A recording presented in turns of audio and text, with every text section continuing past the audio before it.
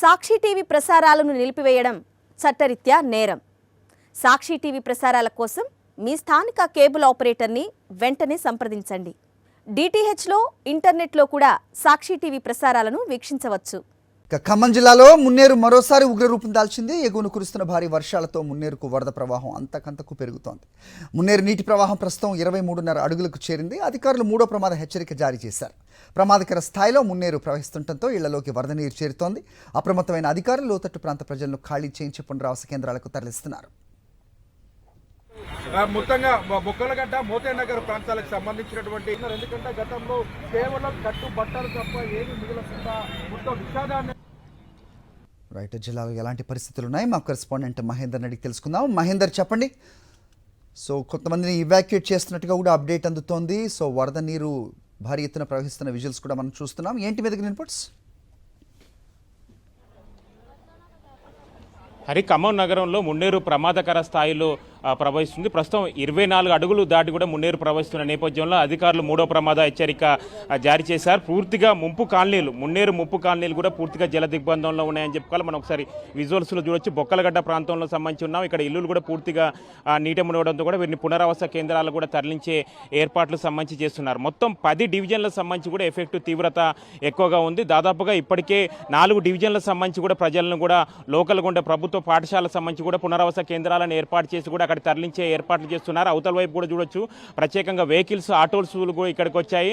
వాళ్ళు వరద ఉధృతి పెరుగుతున్న నేపథ్యంలో పునరావాస కేంద్రాలకు తరలించే ఏర్పాట్లు కూడా శరవేగంగా జరుగుతున్న పరిస్థితి కనిపిస్తుంది. గత ఏడాది ప్రమాదకర స్థాయిలో మున్నేరు 35 అడుగులు దాటి ప్రవహించిన నేపథ్యంలో మొత్తం ఖమ్మం నగరం అంతా జల దిగ్బంధంలో ఉండి పూర్తి పెద్ద ఎత్తున కూడా నష్టం సంభవించింది. ఈ స్థాయిలో కూడా అదే పరిస్థితి ఉంటుందన్న అధికారుల సమాచారంతో కూడా అధికారులు అప్రమత్తం అవుతున్న పరిస్థితి కనిపిస్తుంది. ప్రధానంగా మహబూబాబాద్, వరంగల్ ఏరియాలో కురిసిన కుండపోత వర్షాల నేపథ్యంలో అక్కడి నుంచి ఆకేరు నుంచి మున్నేరు వాగు ప్రవాహం కూడా అంతకంతకు పెరుగుతుంది. ఒకసారి మన విజువల్స్లో చూపించే ప్రయత్నం సంబంధించి చేస్తున్నాం.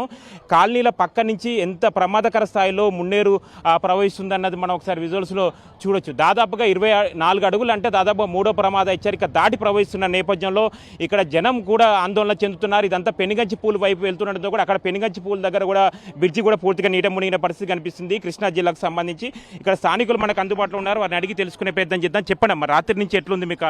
ఇంకా ఇదే పరిస్థితి అండి. 3:30 కాడ నుంచి కూడా మాకు టెన్షన్ చదువుకుంటాం తెల్లవారులు నిద్రలేవు. ఇళ్లలోకి వచ్చేసినాయి కూడా నీళ్లు. ఆందోళన పడుతున్నాం. ఈ 3 సంవత్సరాలండి ఈ బాధలు మాకు. ఈ 3 సంవత్సరాల నుంచి కూడా ఏ బాధలు. నిరుడు అసలు కొనటానికి ఇల్లు కూడా లేకుండా కొట్టకపోయింది. మేము వచ్చి ఒక 5-6 నెలలు కూడా కాలేదు, మళ్ళీ అదే పరిస్థితి వచ్చింది మాకు. ఇప్పుడు ఖాళీ చేస్తారా మొత్తం ఇల్లు? చేసిన వాళ్ళు మా చుట్టానికి వచ్చినాం, అన్ని చేసేసినాం ఖాళీ. ఏమన్నా అన్ని మునిగిపోయినాయి కదండి, ఏమన్నా ఏమి ఉంచుకుంటాం. మీరు చెప్పండి అమ్మా, ఎట్లుంది కాలనీల పరిస్థితి? ఎట్లుంది అండి, ఇక రాత్రి నుంచి ఇదే పరిస్థితి. ఇక భయంగానే ఉంటున్నాం. ఇక అట్నే నిద్రలు ఆగారాలు ఇవన్నీ చదువుకొని పెట్టుకున్నాం. ఇంకా ఎట్లుండేది, ఇక పోలీసులు టయానికి వచ్చి చెప్తారు, ఇట్లా బయటకు వెళ్ళండి అమ్మ అది ఇదని చెప్తారు. ఇక తెల్లారింది, ఇక లేచి చూసుకుంటూ కూర్చున్నాం. అంతే, ఏం లేదండి. అన్ని చదివి పెట్టుకున్నాం. కొన్ని ఇళ్ళలో వదిలేసి పోతున్నాం. పోయిన సంవత్సరం ఇంతే జరిగింది, ఇప్పుడు అంతే జరిగింది. మొత్తం ఎన్ని కుటుంబాలకు సంబంధించి ఇక్కడ ఎఫెక్ట్ ఉంది దాదాపు మీ ఏరియా? 3000 కుటుంబాలండి. 3000 కుటుంబాలు బొక్కలగడ్డ. మొత్తం ఖాళీ చేశారా ఇల్లు? ఖాళీ చేసి వెళ్ళిపోయారండి. అన్ని చదువుకొని బయటికి వెళ్ళినాం. మీరు చెప్పండి, అంటే ఎట్లా రాత్రి నుంచి కూడా ఆల్రెడీ అధికారులు అప్రమత్తం చేస్తున్నారా ఎట్లా? నిన్న ఉదయం 5 గంటల నుంచి ముంతా తుఫాను వల్ల నిన్న ఉదయం 5 గంటల నుంచి ఇవాళ ఉదయం 4 గంటల వరకు ఎడతెరిపి లేకుండా కురుస్తున్న వర్షాలకు మన మున్నేరు నది ఉధృతంగా ప్రవహిస్తుంది. గత సంవత్సరం సెప్టెంబర్ 1వ తారీఖు 2024లో వచ్చిన వరదకి తేరుకోక ముందే మళ్ళీ ఈ సంవత్సరం మళ్ళీ ఒక నెల తర్వాత ఈ సంవత్సరం ఇంతగానం వచ్చి మున్నేరులోని ప్రజలు మొత్తం మన 47వ డివిజన్ 3,200 కుటుంబాలు నీట మునిగి ఒక్కొక్క ఇంటికి 5 లక్షల నుంచి 10 లక్షలు లాస్ పోయినసారి. ఆ నుంచి కోలుకోకముందే సంవత్సరం తిరగకముందే సంవత్సరం మీద ఒక నెల దాటిన తర్వాత మళ్ళీ వచ్చి పోయిన ప్రభుత్వం 16,500 ఇస్తే ఎటు కూడా సరిపోలేదు. ఈ తక్షణ సహాయ కింద కూడా ఇంతవరకు ₹1 కూడా ఏ ప్రభుత్వం ఇవ్వలేదు.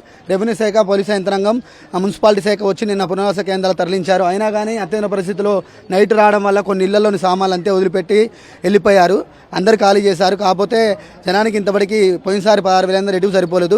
తక్షణ సహాయం కింద ప్రభుత్వం మా డివిజన్ ప్రజల్ని మరి 46, 47, 43 డివిజన్లని కలుపుకొని వారికి ప్రతి ఒక్క ఇంటికి ₹1,00,000 సాయం చేయవలసిందిగా ప్రభుత్వాన్ని కోరుకుంటున్నాము. ముందు జాగ్రత్తగా ప్రాణాపాయం అయితే ఏమీ జరగలేదు. ఈసారి కొద్దిగా యంత్రాంగం ముందు చర్యలో భాగంగా అందరినీ పునరావాస కేంద్రానికి నాయబా స్కూల్లోకి తరలించి ముందు జాగ్రత్త తీసుకున్నారు. తక్షణ సాయం కింద ప్రతి ఒక్క ఇంటికి ₹1,00,000 సాయం చేయవలసిందిగా ప్రభుత్వాన్ని కోరుకుంటున్నాం. మీరు చెప్పండి, ఎట్లుందండి కాలనీల సిచ్యువేషన్? కాలనీలో సిచ్యువేషన్ చాలా దారుణంగా ఉందండి. పోయిన సంవత్సరం కూడా ఇదే పరిస్థితి జరిగింది. కానీ తక్షణ సహాయం అయితే మాకు ఈ ప్రభుత్వం నుంచి అయితే ఏమీ రాలేదండి. కాకపోతే రిటైనింగ్ వాళ్ళని కడుతా అంటున్నారు, కానీ అది ఎంతవరకు అయితే పూర్తి కాలేదు. కానీ ప్రాణ నష్టం అయితే ఏం జరగలేదు. కాకపోతే వాటర్ అనేది చాలా ఫ్లోటింగ్ అనేది ఉంది సార్. 48వ వార్డు, 40 వెంకటేష్ నగర్, బొక్కలగడ్డ ఇవన్నీ నీట జల దిగ్బంధంలో చిక్కుకున్నాయి సార్. తక్షణ సాయం మాకు ఏంటంటే సీఎం రేవంత్ రెడ్డి నుంచి మాకు ఏమైనా సాయం కావాలని కోరుకుంటున్నాం సార్. చూడొచ్చు, అవతలు కూడా మనం వెళ్ళి చూపించే ప్రయత్నం సంబంధించి చేస్తున్నాం. ఇక్కడ ముంపు కాలనీలు కూడా వాళ్ళు బయటికి వెళ్ళే ప్రయత్నాలు సంబంధించి చేస్తున్నారు. దాదాపుగా సగం కాలనీలకు సంబంధించి కూడా ఖాళీ చేశారు. దాదాపు 10 డివిజన్లకు సంబంధించి కూడా ఇదే తీవ్రత ఉంది. గత ఏడాది నష్టాన్ని పూడ్చుకోకముందే మళ్ళీ ఈ ఏడాది కూడా అదే నష్టాలకు సంబంధించి పెద్ద ఎత్తున ఏర్పడిందని కూడా ముంపు కాలనీలకు సంబంధించి ఆవేదన వ్యక్తం చేస్తున్న పరిస్థితి. ఇప్పటికే మున్సిపల్ కమిషనర్ కూడా ఎప్పటికప్పుడు వరద ప్రభావ ప్రాంతాల్లో కూడా సంచరిస్తూ అలర్ట్ చేస్తున్నారు. ముప్పు కాలనీలకు సంబంధించి చాలా మంది ఇక్కడ ఉన్నారు. ఎట్లుందండి సిచ్యువేషన్? మీరు రాత్రి నుంచి ఎట్లా ఇక్కడ రాత్రి నుంచి అయితే పర్లేదండి, కానీ స్లోగా పెరుగుతూ ఉన్నాయి. ఈ ఇబ్బంది అయితే ఏం లేదు ప్రజెంట్ వరకు అయితే. కానీ ఎంత పెరిగేది అర్థం కావట్లేదు. పైనుంచి వాన వస్తున్నా కూడా వాన తగ్గిపోయినా కూడా ఇంతవరకు ఫ్లోటింగ్ అనేది తగ్గట్లేదు. అంతే. తీవ్రత ఎక్కువగా ఉంటున్న నేపథ్యంలో చాలా వరకు కూడా వీళ్ళందరూ ఖాళీ చేసేరాలు మనం ఇల్లులో ఇక్కడ లోపల కూడా చూడొచ్చు. ఇల్లు చాలా వరకు 50% వరకు కూడా ముంపు కాలనీలకు సంబంధించి ఖాళీ చేసి కూడా వెళ్ళిన పరిస్థితి కనిపిస్తుంది. అయితే గత ఏడాది సంబంధించి పరిహారం సంబంధించి ఇప్పటి వరకు అందలేదు. ఈసారి కూడా ఇబ్బందికరమైన పరిస్థితి ఉందని కూడా వాళ్ళ ఆవేదన వ్యక్తం చేస్తున్న పరిస్థితి కనిపిస్తుంది. మొత్తం ఎవరిని కదిలించినా కానీ కన్నీటి పర్యంతం అవుతున్నారు. ఎట్లుందండి ముప్పు మీ కాలనీల పరిస్థితి? పెరుగుతుంది, ఇబ్బంది పడుతున్నాం. చేశారు, అధికారులు వచ్చారా? ఖాళీ చేస్తున్నారా ఇల్లు? చెప్పారు ఖాళీ చేస్తున్నాం. ఎట్లా గత ఏడాది చూసారు, ఇప్పుడు ఎట్లా? ప్రతి సంవత్సరం అంతే ఉంది. చూడవచ్చు చాలా మంది. ఎట్లుందండి కాలనీ?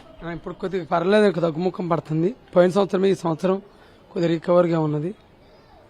అధికారులు అందరూ ఖాళీ చేయమని ఒత్తిడి చేస్తారు, మంచిగా చేశారు. కానీ మేమే కొద్ది తగ్గుముఖం పట్టిందని ఇంట్లో ఉంటున్నాం. చూడవచ్చు మొత్తానికైతే ఇక్కడ ముప్పు కాలనీలో మాత్రం ఒక భయంగా గడుపుతున్న పరిస్థితి ఉంది. మరో 48 గంటల పాటు కూడా అప్రమత్తంగా ఉండాలని కూడా అధికారులు సంబంధించి సూచిస్తున్నారు. ఈ 48 గంటల పాటు తీవ్రత తగ్గితే కొంత పరిస్థితి మామూలుగా వచ్చే అవకాశం. అయితే ఇళ్లలో పాములు సంచరిస్తున్న నేపథ్యంలో వాళ్ళు కొంత ఆందోళన సంబంధించి చెందుతున్నారు. పాములు, తేళ్లు ఇళ్లలోకి వస్తుండడంతో కూడా వాళ్ళు టెన్షన్గా గడుపుతున్న పరిస్థితి కనిపిస్తుంది. మొత్తాన్ని మాత్రం ఖమ్మం నగరంలో మున్నేరు ఉధృతి దానికి సంబంధించి కూడా ముప్పు కాలనీలు కూడా భయంగా గడుపుతున్న పరిస్థితులు మాత్రం కనిపిస్తున్నాయి. Hari. All right, Mahinder, thanks for the detailed inputs. Sakshi TV ప్రసారాలను నిలిపివేయడం చట్టరీత్యా నేరం. సాక్షి టీవీ ప్రసారాల కోసం మీ స్థానిక కేబుల్ ఆపరేటర్ను వెంటనే సంప్రదించండి. DTHలో ఇంటర్నెట్లో కూడా సాక్షి టీవీ ప్రసారాలను వీక్షించవచ్చు.